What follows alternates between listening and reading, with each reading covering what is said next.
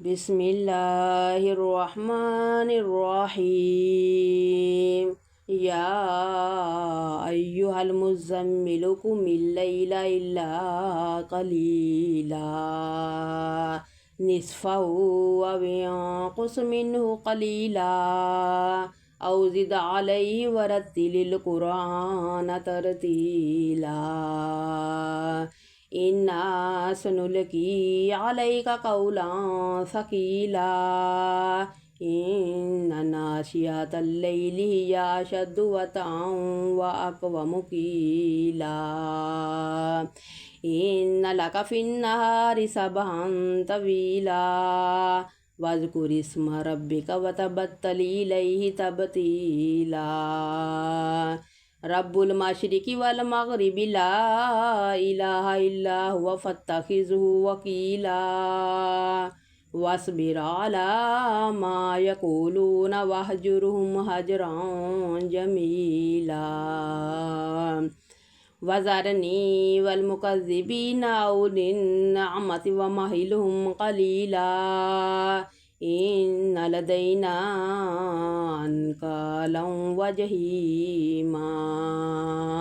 وطعاما ذا غصة وعذابا عليما يوم ترجف الأرض والجبال وكانت الجبال كثيبا مهيلا إنا أرسلنا إليكم رسولا شاهدا عليكم كما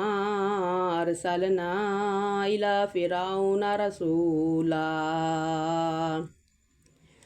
فعصى فرعون الرسول فأخذناه أخذا وبيلا وكيف تتقون إن كفرتم يوما يجعل الولدان شيبا السماء منفطر به كان وعده مفعولا إن هذه تذكرة فمن شاء اتخذ إلى ربه سبيلا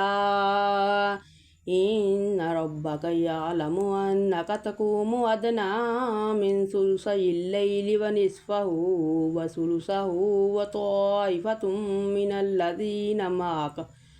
والله يقدر الليل والنهار علم أن لن تحصوه فتاب عليكم فاقرؤوا ما تيسر من القرآن علم أن سيكون منكم مرضى وآخرون يضربون في الأرض يبتغون من فضل الله وآخرون يقاتلون في سبيل الله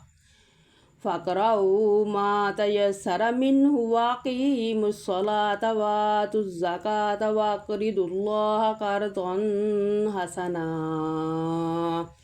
وما تقدموا لأنفسكم من خير تجدوه عند الله هو خيرا